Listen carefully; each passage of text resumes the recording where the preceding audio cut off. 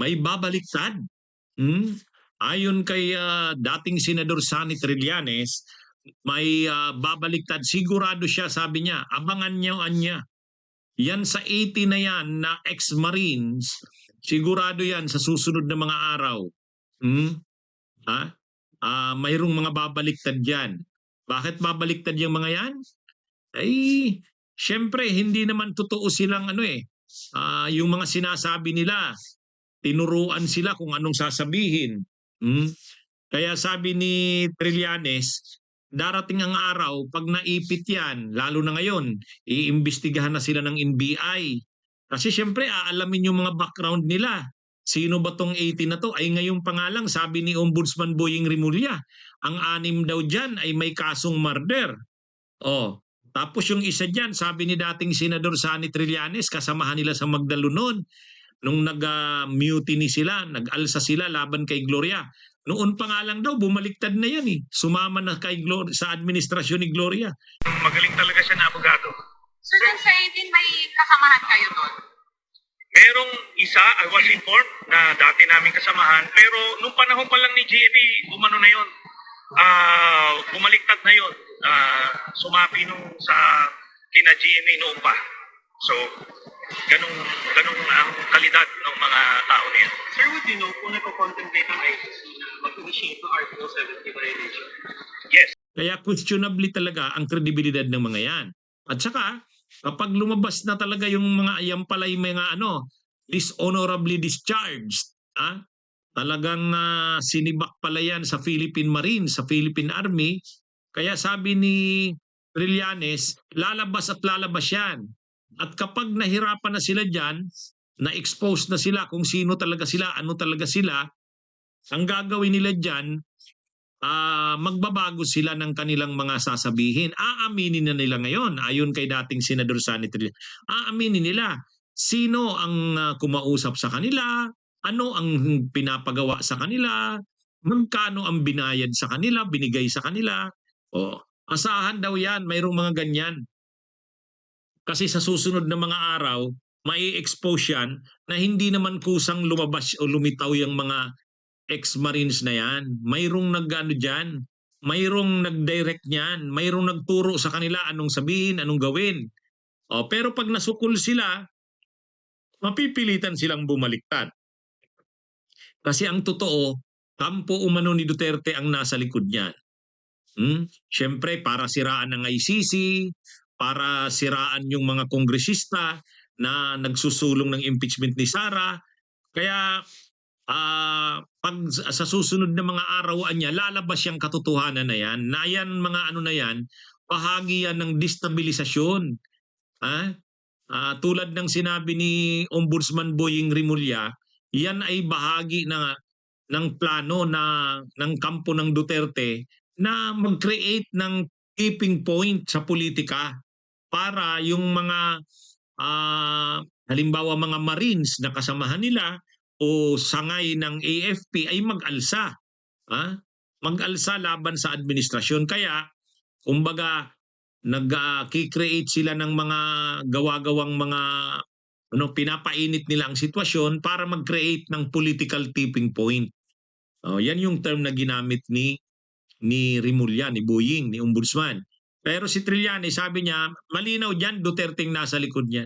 Pag naipit yung mga yan, nasukol yung mga yan, babaliktad yan, sasabihin nila ang totoo. Sasabihin nila sino ang nagpagalaw sa kanila, nagturo sa kanila, anong sasabihin, anong usapan, magkano ang binigay sa kanila, sino ang nasa likod nila. Yan ang aabangan. Kaya ang ano ni Trillanes, ngayon pa nga lang, sa bagay, ngayon pa nga lang, nung una, 18, tapos nung nag-press ko nung isang araw dun sa Valle Verde, si Mike Defensor, 11 na lang. Tapos kanina doon sa Club Filipino, pinipresent sana nila retired General Romeo Poquis kasi paparangalan nila. Wala nang sumipot kahit isa. Wala nang sumipot kahit isa. Sabi nung nag-EMC, si retired Captain Valeros, sabi niya, nagtatago talaga sila kasi may threat sila sa buhay. Ano yan? O di dun pa lang makikita mo na madali silang bumigay. Parang katulad din yan ni Gutesa, madaling bumigay. Hindi naman talaga totoo yung paninindigan. Oh. Kasi yung sinasabing katapangan, ngayon pa nga lang, press con pa lang, hindi na sumipot. Nung isang araw, 11 na lang out of 18. Kanina, wala na. Wala nang sumipot. Ang paliwanag, mayroong security threat daw sa buhay nila. Pero kung talagang naninindigan ka na walang nasa likod nyo, talagang gusto nyo lang na ma-expose ang grabing korupsyon sa bansa, hindi ka matatakot.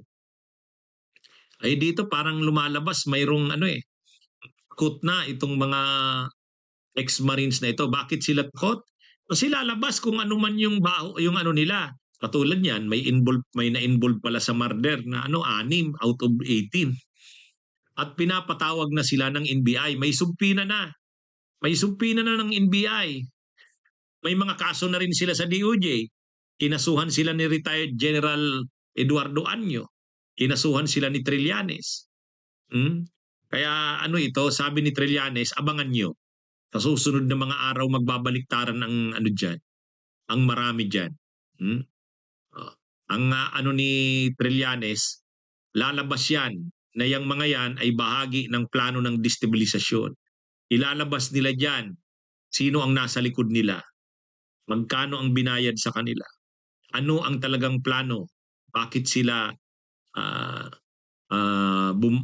nagsalita. Kaya pwedeng hindi naman lahat yan babaliktad, pero sabi ni dating Senador Sonny Trillanes, mayroon yan. Pag nasukol yung mga yan, ngayon pa nga lang makikita mo natataranta na. Hindi na nga sumipot sa press con nung isang araw yung 11 na lang sumipot tapos kanina wala na talaga. So, ibig sabihin yan, natataranta na itong mga na ito. Pero kung hindi talaga sila, wala naman talagang silang kinakatakot, talagang papanindigan nila anumang mangyari, wala. Walang babaliktad yan. Pero ngayon pa lang makikita mo parang yung 18 hindi na sulid. Hindi na sulid yung 18. Bunyog, bunyog, halikan na kasama ka. Bunyog, kapag buklod ay may pag-asa. Luzon, Visayas, Mindanao, isa ang pananaw. Sa bagong Pilipinas ang bunyog isisigaw. Bunyog.